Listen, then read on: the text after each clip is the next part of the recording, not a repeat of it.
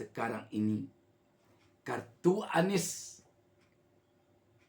tampaknya hidup kembali. Namun kartu Kaisang mati. Partai politik atau gabungan partai politik peserta pemilu dapat mendaftarkan pasangan calon jika telah memenuhi persyaratan sebagai berikut.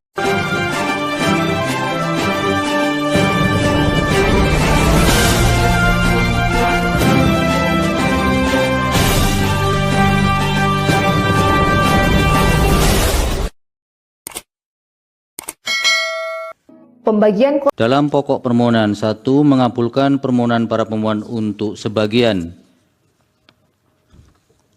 2, menyatakan pasal 40 ayat 1 Undang-Undang Nomor 10 Tahun 2016 tentang perubahan kedua atas Undang-Undang Nomor 1 Tahun 2015 tentang penetapan peraturan pemerintah pengganti Undang-Undang Nomor 1 Tahun 2014 tentang pemilihan gubernur, bupati, dan wali kota menjadi undang-undang.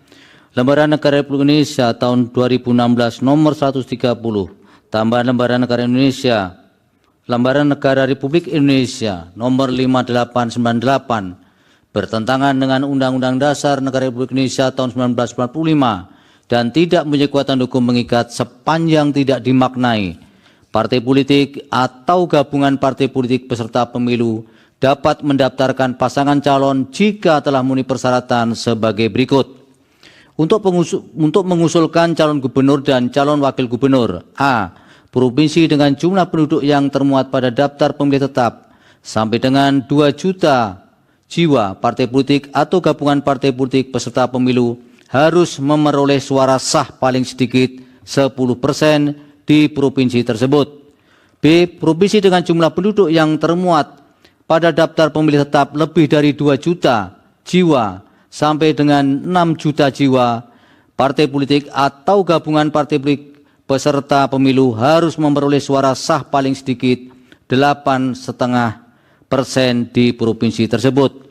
C. Provinsi dengan jumlah penduduk yang termuat pada daftar pemilih tetap lebih dari 6 juta jiwa sampai dengan 12 juta jiwa, partai politik atau gabungan partai politik peserta pemilu harus memperoleh suara sah paling sedikit 7,5% di provinsi tersebut. D. Provinsi dengan jumlah penduduk yang termuat pada daftar pemilih tetap lebih dari 12 juta jiwa, partai politik atau gabungan partai politik peserta pemilu harus memperoleh suara sah paling sedikit 6,5% di provinsi tersebut. Assalamualaikum warahmatullahi wabarakatuh. Jumpa lagi dengan saya Busta Minarda dengan dibacakannya putusan MK tentang Pilkada tahun 2024 oleh Hakim Mahkamah Konstitusi. Ada yang gembira menerima putusan ini dan ada juga tentunya yang terenyuh. Yang gembira tentu saja yang merasa ada peluang lagi untuk maju pilkada ketika sebelum putusan MK ini diumumkan, seakan-akan telah tersumbat semua peluang untuk maju. Kenapa ada yang terenyuh? Karena peluang besar yang sebelum putusan MK ini dibacakan telah tampak lurus membentang ke depan, tiba-tiba tertutup karena ditutup untuk maju oleh putusan MK ini. Sahabat BN, kalau kita perhatikan Anies Baswedan sepertinya mendapatkan peluang besar untuk maju kembali di Pilkada Jakarta setelah sebelum putusan MK ini. Seakan peluang untuk dia maju telah tersumbat rapat karena kecuali partai PDIP yang sama sekali waktu sebelum putusan MK ini ada tidak bisa mengusung satu pasang calon pilkada sendirian, dan semua partai telah berada di barisan Koalisi Indonesia Maju atau barisan kekuasaan, Anies tidak bisa lagi ada peluang tampaknya untuk maju. Kartu Anies benar-benar telah nyaris mati waktu itu. Tetapi sekarang dengan putusan MK ini, kartu Anies hidup lagi. Sedangkan Kaisang Pangarep, putra bungsu Presiden Joko Widodo, sebelum putusan MK ini lahir atau dibacakan siang tadi, dia punya jalan lempang ke depan untuk maju pilkada provinsi, gubernur atau wakil gubernur. Karena berdasarkan putusan Mahkamah Agung yang menggeser syarat usia minimal maju pilkada provinsi dari ketika saat mendaftar kepada saat pelantikan, dia seakan telah memiliki jalan lempang untuk maju pilkada. Tetapi dengan putusan MK ini, jalannya sepertinya telah hampir pasti bisa dikatakan tertutup rapat. Karena putusan MK menggeser kembali syarat minimal usia untuk maju pilkada provinsi dari yang sebelum putusan ini berada pada saat pelantikan dikembalikan oleh MK kepada saat mendaftar. Kita bacakan sebuah berita tentang hal ini. Liputan 6 menurunkan berita di bawah judul MK tolak gugatan syarat usia calon kepala daerah. Kaisang gagal maju pilkada 2024. Liputan6.com Jakarta.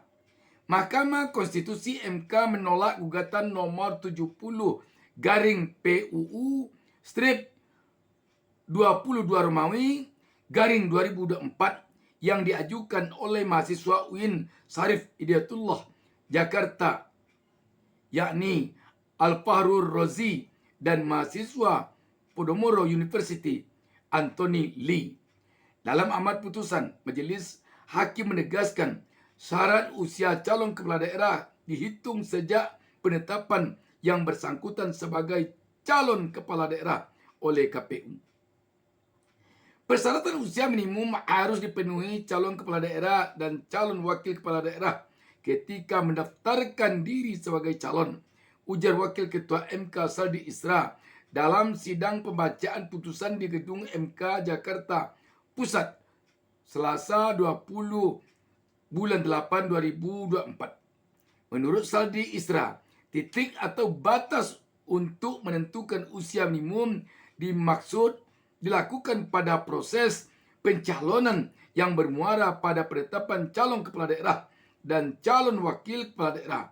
Namun begitu, MK menolak memasukkan ketentuan rinci tersebut ke dalam bunyi pasal 7 ayat 2 huruf E Undang-Undang Pilkada dan dimohonkan Anthony dan Fahrul. Sebab pasal ketentuan syarat usia calon kepala daerah tersebut dinilai sudah terang benderang maknanya bahwa syarat itu harus dipenuhi pada masa pencalonan. Setelah mahkamah mempertimbangkan secara utuh dan komprehensif berdasarkan pada pendekatan historis, sistematis dan praktis selama ini dan perbandingan pasal 7 ayat 2 huruf E Undang-Undang Nomor 10 tahun 2016 merupakan norma yang sudah jelas terang benderang basuluh matohari ceto welo-welo jelas dia, sehingga terhadapnya tidak dapat dan tidak perlu diberikan atau ditambahkan makna lain atau berbeda selain dari yang dipertimbangkan dalam putusan akuo, yaitu persyaratan dimaksud harus dipenuhi pada proses pencalonan yang bermuara pada penetapan calon, sambung Saldi. Dari hasil putusan MK tersebut dapat disimpulkan bahwa syarat usia minimal 30 tahun adalah untuk calon gubernur dan calon wakil gubernur. Sementara minimal usia 25 tahun untuk calon wali kota dan wakil wali kota, serta calon bupati dan wakil bupati. Syarat tersebut pun artinya menutup kesempatan Kaisang Pangarap untuk maju dalam Pilkada 2024. Sebab putra Presiden Jokowi itu tahun ini baru masuk usia 29 tahun. Sahabat BN, kalau kita saksikan pembacaan putusan MK ini, maka Anies berpeluang untuk maju. Taruhlah sekarang ini dia tidak maju dari partai yang memiliki kursi di DPRD Jakarta. Partai-partai kecil yang tidak punya kursi pun, jika dia berkumpul mendapatkan persyaratan minimal untuk mencalonkan Anies, maka Anies juga akan bisa maju. Tetapi jika kita perhatikan, sangat kuat perkiraan kita, PDIP akan mengusung dan mendukung Anies Baswedan yang diduetkan dengan kader PDIP sebagai calon wakil gubernurnya.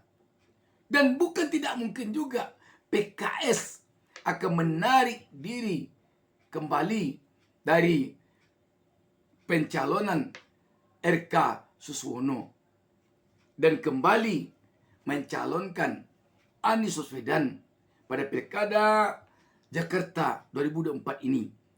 Dan ini bisa saja dengan alasan oleh PKS bahwa alasannya dulu bergabung ke Partai Koalisi Indonesia Maju karena dia tidak mungkin mendukung dan mengusung Anies dengan satu partai.